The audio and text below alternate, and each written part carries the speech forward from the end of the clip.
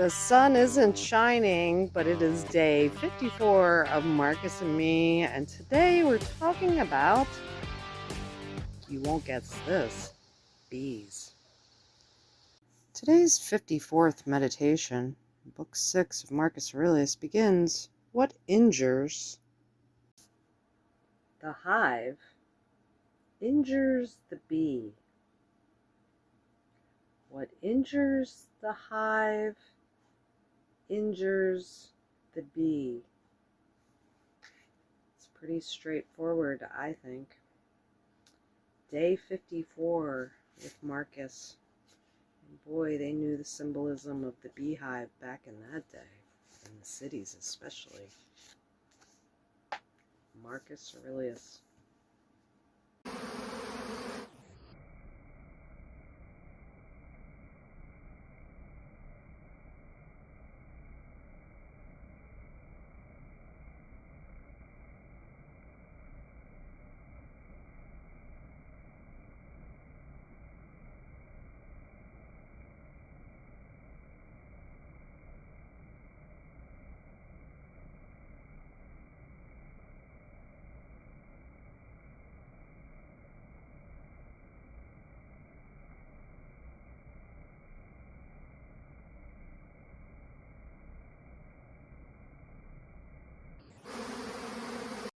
There's that wonderful saying, for whom the bell tolls, it tolls for thee. And that's what this meditation from Marcus reminds me of.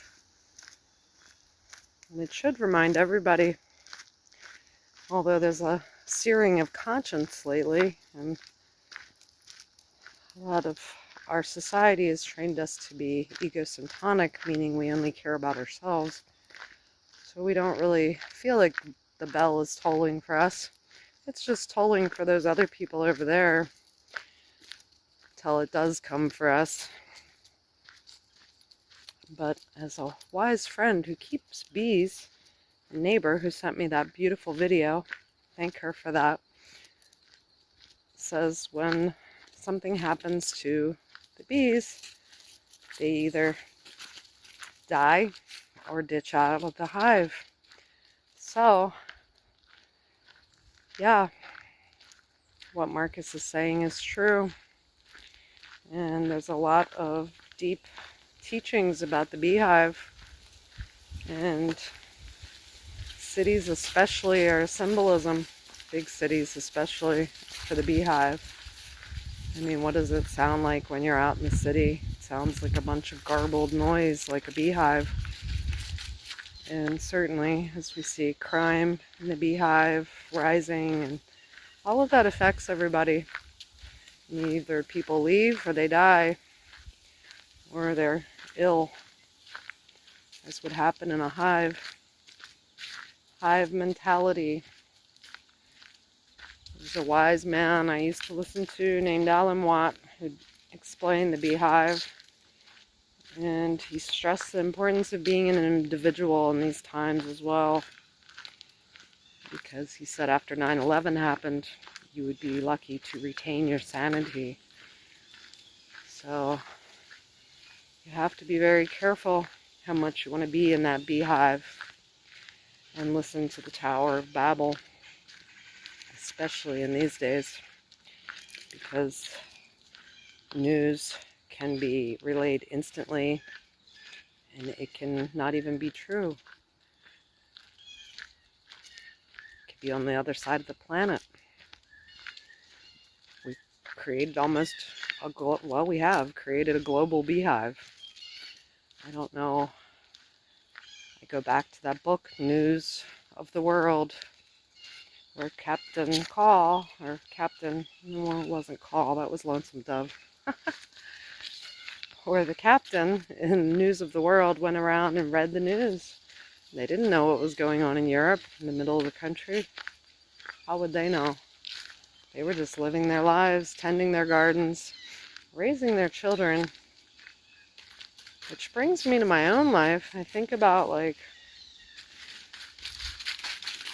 how when my kids were younger, I was so busy raising my children, I didn't really bother too much with what was going on in the world, not because I didn't care, but because your hours are consumed with just trying to raise your children and survive and tend to them.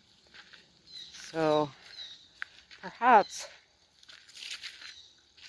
this rise in global communication is not really a great benefit for humanity in many ways.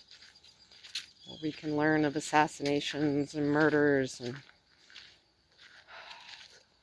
drunken driving incidents and wrecks and everything else at the speed of light. I don't think that light is from the Lord. I think it's the false light. So be careful with how much you pay attention to what goes on in the beehive as well, and how emotionally invested you are, because it could drive you a little loony.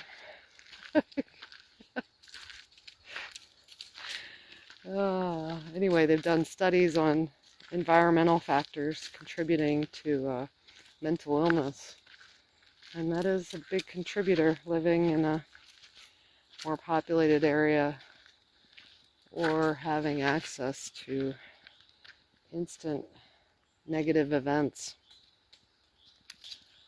So yeah, for whom the bell tolls, it tolls for thee. But we have to also remember that we have our own lives to live, our own dogs to walk, and to give praise always, prayers for those who are suffering. That's about it. I'm going to go enjoy my walk now that I've pulled myself out of the chair on this Tuesday. Sorry if I was gone for too long, but sometimes I need a break from it all too. Peace be with everybody.